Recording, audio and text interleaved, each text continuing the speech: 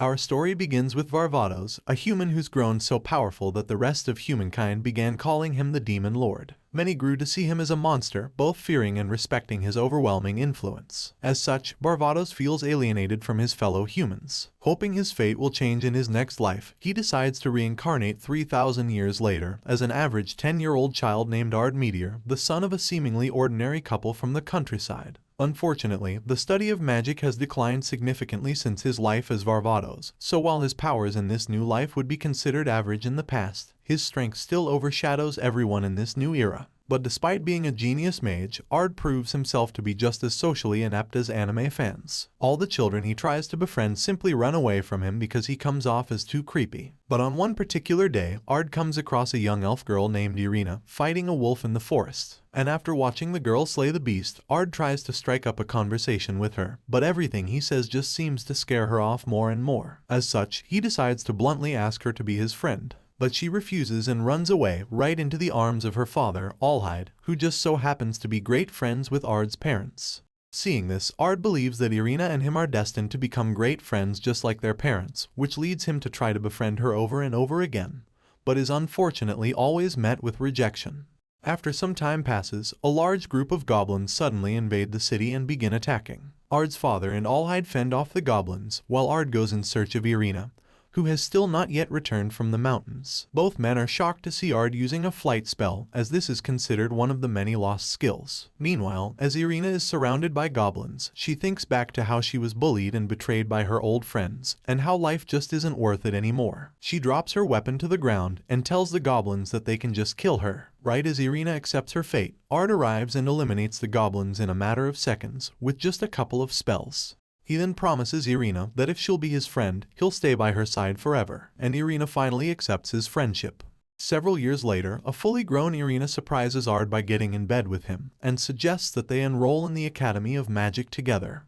Once they arrive at the academy, Headmaster Gold immediately enrolls Ard and Irina, as they are the children of the three great heroes, Allhide and Ard's parents. Ard had no idea that his parents were actually legendary heroes who once slew an evil god. This draws a lot of unwanted attention to Ard, who just wants to live a simple life as a nobody. Later on in class, both Ard and Irina are bombarded by students who want to be their friends and learn from them. Suddenly, they witness a young succubus named Ginny being bullied by Araldo, the son of a noble family, who claims that Ginny is his property because she is inferior to him. Ard then steps in and demands that the girl be treated fairly, and that Araldo apologize to her. This leads to Araldo proposing a duel between them to settle the matter while boasting about his lineage. Just then, their teacher Olivia enters the room. Ard immediately recognizes her as one of his generals from his previous life, and hopes that she doesn't notice that he's actually the reincarnated Demon Lord. Intrigued by Ard, Olivia decides to oversee the duel between him and Araldo, much to Ard's displeasure, as he must now find a way to beat Araldo without Olivia noticing his true identity. During their duel, Ard realizes that Araldo has been using ordinary spells, but has given them impressive names to make himself seem greater than he is. This irritates Ard, who decides to show Araldo what truly powerful magic really looks like, leaving Araldo completely outmatched and with no choice but to surrender and apologize.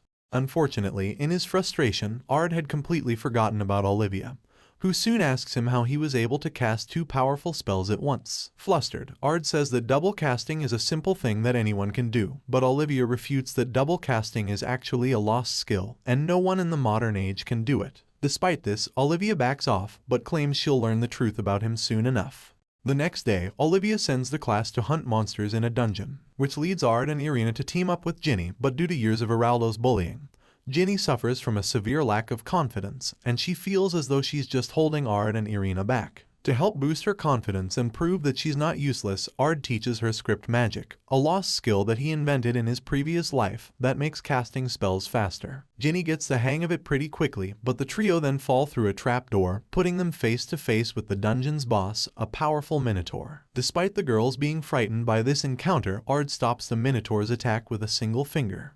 He then uses this opportunity to teach the girls more about how script magic works. With the boss nearly dead, Ard encourages Ginny to finish him off, in hopes that this will help her gain some confidence. Ginny thinks back to how she used to hope for someone like the Demon Lord Valvados to save her, but she realizes that she doesn't need to be saved anymore as she proceeds to clap the Minotaur's cheeks with her script magic. After defeating the Minotaur, Ginny feels pride in herself for the first time and is happy to have made 2 new friends. After returning to the surface, Ard then tries to leave, only to be stopped by Olivia, who wants to have a nice long chat with him. But in reality, she just drags him to Headmaster Gold, who asks him to participate in an academy duel event to impress the Queen, which Gold hopes will help secure additional funding for the academy. But Ard refuses as he doesn't want to draw any more attention to himself. Later that day, a student confesses her love to Ard, which he notes has been happening multiple times a day lately. But the student is quickly scared off by a jealous Irina. At night, Ginny visits Ard alone in his room and tries to seduce him with her succubus powers. She tells him that she believes a man as wonderful as Ard deserves to have his own harem of wives, but that she at least wants to be his first. Irina arrives moments later with the intention to seduce Ard as well, but becomes angry when she sees that Ginny beat her to it. The 2 girls argue and eventually decide to duel over Ard, but he forbids them from doing so and forces them to apologize to one another. Unfortunately, Professor Jessica enters the room shortly after and convinces the girls to join the Academy's duel event in order to fight over Ard. This gets the girls fired up, who are both eager to show Ard what they're capable of. At the duel event, Ard is embarrassed by his parents and Irina's father, who happen to be the judges of the competition. As the competition begins, Ard prays that Irina and Ginny both lose, since he doesn't want to see them fight. However, both Irina and Ginny easily win their matches against other students thanks to Ard's teachings, and quickly reach the finals, where they can finally fight for Ard's heart. But before their duel begins, demon cultists appear in the audience and begin attacking the stadium. Professor Jessica then stabs Irina's father in the back, and reveals that she is actually Elzard the Dragon King, and that their plan the whole time was to kidnap Irina. Ginny tries to protect Irina despite being rivals for Ard's love, but she's injured in the process, and cannot stop Elzard from abducting her friend. Irina's father awakes in the school infirmary after being healed by Ard, and reveals that Irina was taken by Elzard. Ard reassures him that he'll rescue Irina from Elzard, and destroy any other force that would stand in his way. Meanwhile, Elzard prepares to sacrifice Irina to a monster called the Orphan of Chaos as part of a ritual to summon an evil god and destroy the world that she hates. After gearing up and promising Ginny that he'll save Irina, Ard arrives to Elzard's hideout just in time to kill the Orphan of Chaos before it can eat Irina, and continues his rampage by slaying Elzard's followers as well.